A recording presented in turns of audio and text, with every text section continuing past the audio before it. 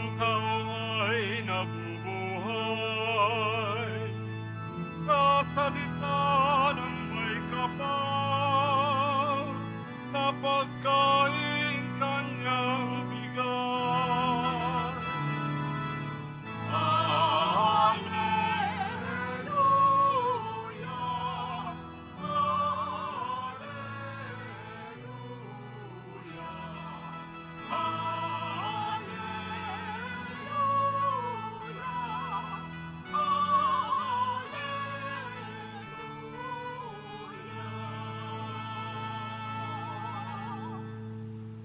Sumainyo ang Panginoon. At sumaiyo rin. Ang mabuting balita ng Panginoon ayon kay San Juan.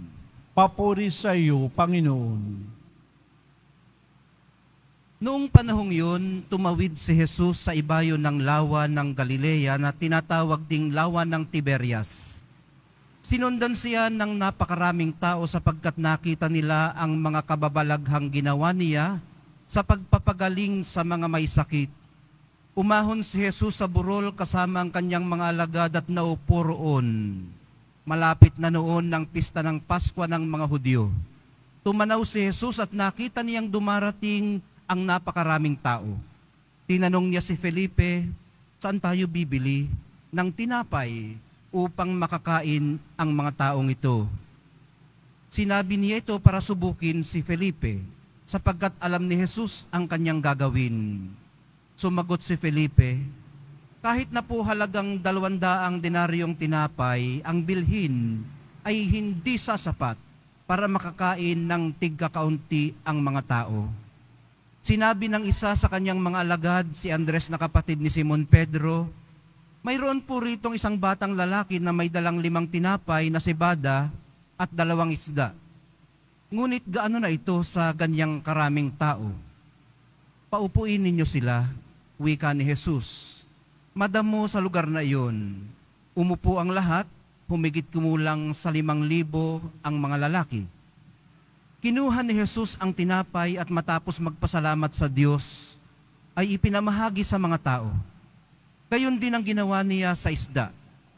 Binigyan ang lahat hanggat sa gusto nila. At nang makakain na sila, sinabi niya sa mga alagad, tipunin ninyo ang lumabis para hindi masayang.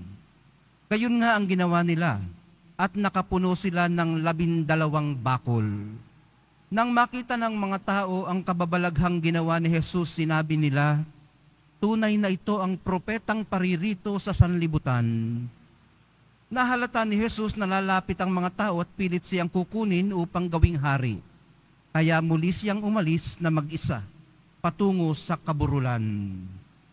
Ang mabuting balita ng ating kaligtasan. Pinupuri ka namin, Panginoong Heso Kristo.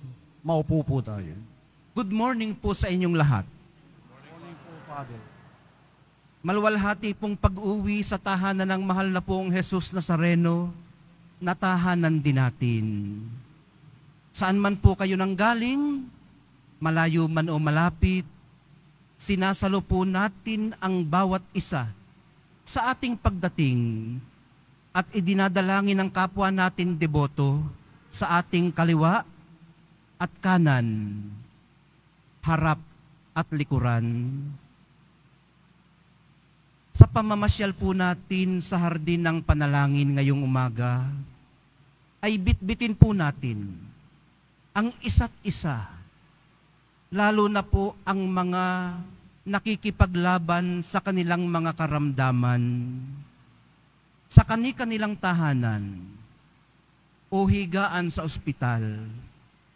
Pati na po ang dati na nating matitibay na kasama rito tuwing Biyernes, na wala rito ngayon. Napakainit na ng panahon, mga kapatid. Alagaan po ninyo ang inyong sarili. Damihan ang inom ng tubig. Humanap ng pagkakataong makapagpahinga. At manalig na sa panganib, ay iingatan tayo ng poong may kapal. Gaya po ng sinasabi sa Salmong Tugunan. Nakakaantig ng puso ang awit na ito ng salmista sa salmong tugunan. Ano po? Ang pagnanais niyang tumahan sa templo ng puon habang siya'y nabubuhay ay nagbibigay boses at pangalan sa alab ng ating kalooban na kung minsan ay hindi natin mahawakan at maunawaan. Gusto nating mapalapit sa Diyos. Gusto natin siyang makita. Pero natatagpuan natin ang ating sariling gumagawa ng mga hakbang para tugunan ang uhaw ng ating kalooban sa iba't ibang pamamaraan, maliban sa paglapit sa Kanya. Gusto nating matighaw ang ating gutom. Yung gutom ng ating kaluluwa. Yung hindi natin masawata na uhaw. Ang kalooban nating hindi mapakali hanggat hindi nakapagpapahinga sa piling ng Diyos. Dito pa lamang, ngayon pa lamang.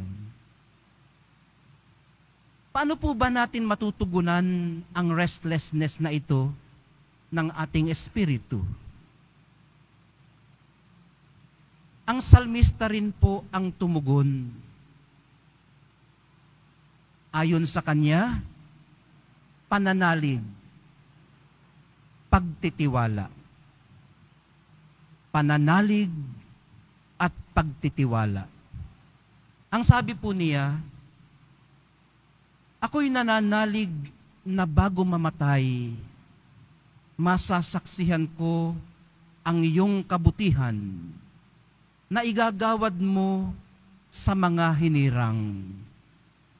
Sa Panginoong Diyos tayo'y magtiwala, ating patatagin ang paniniwala. Tayo ay umasa sa Kanyang kalinga. Parang sinasabi po niya na, I believe I shall see the goodness of the Lord in the land of the living. Ang kagandahang loob pong ito ng Diyos ang nasaksihan at naranasan ng higit 5,000 mga tao sa ibabaw ng lawa sa ibayo ng lawa ng Tiberias. Hindi po kasi niya maatim o matiis na makitang nagugutom ang mga sumusunod sa kanya. Kaya gumawa siya ng paraan para makakain sila. Para ang hindi nila maubos maisip noon dahil isang kababalaghan. At maaaring hindi rin natin maubos maisip ngayon dahil isang ang kababalaghan. Kaya maghahagilap tayo ng something sensible na explanation para lamang mayroon tayong mahawakang malapit-lapit sa ating karanasan. Maaring masabi ng ilang well-meaning preachers, kasama na ako doon dati, na ang generosity of one led to the generosity of many. Kaya nakakain silang lahat. At labis-labis pa.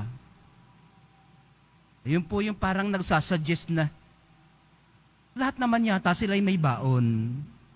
Ngayon, nung inilabas ng bata ang kanyang baon, inilabas na rin ng iba ang kanilang baon.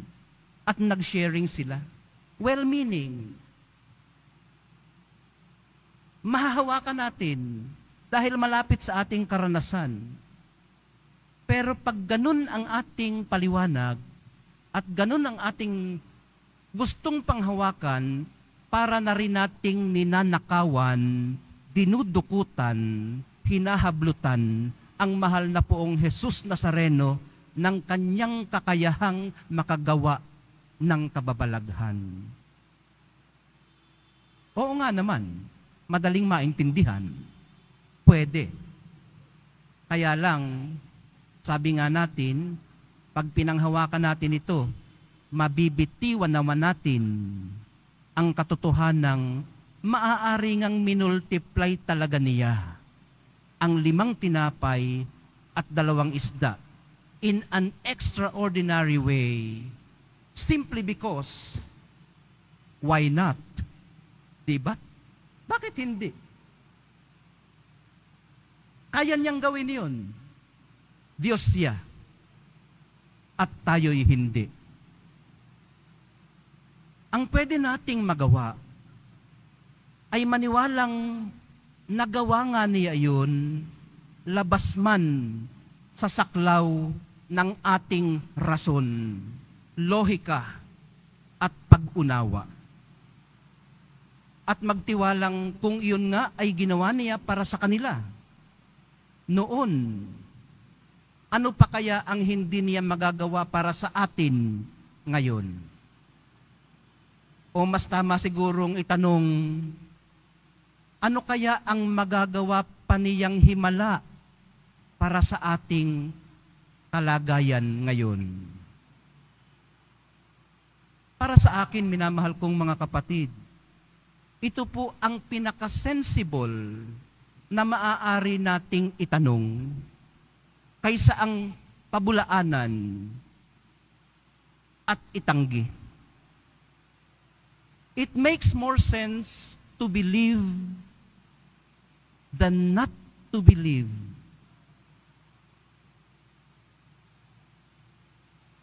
Dahil totoo po ito.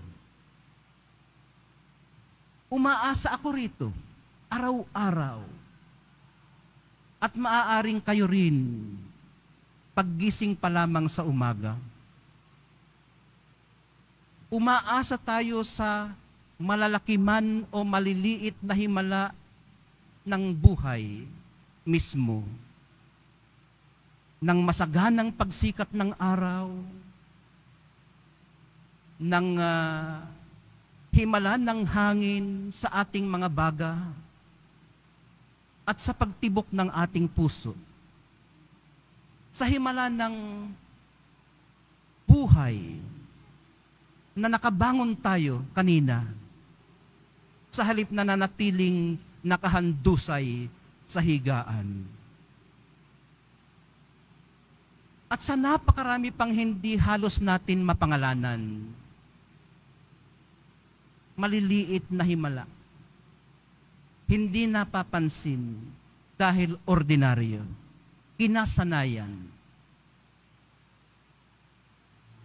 Sa pagpapatuloy po ng ating pagdalangin ngayong umaga, minamahal kong mga kapatid, mamalaya nawa natin yung pagkilos ng Espiritong Banal sa ating buhay, na nangungusap siya sa atin sa pamamagitan ng mga himalang ito sa ating paligid at sa ating kalooban. Mamalayan din nawa natin na tayo ay nasa receiving end ng paghihimala ng mahal na poong Jesus Nazareno. Ang magagawa natin ay i-expand ang ating kapasidad na tumanggap ng mga ito.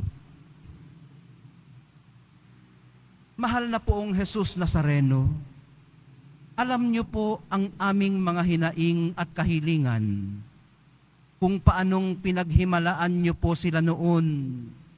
Paghimalaan din po ninyo kami ngayon.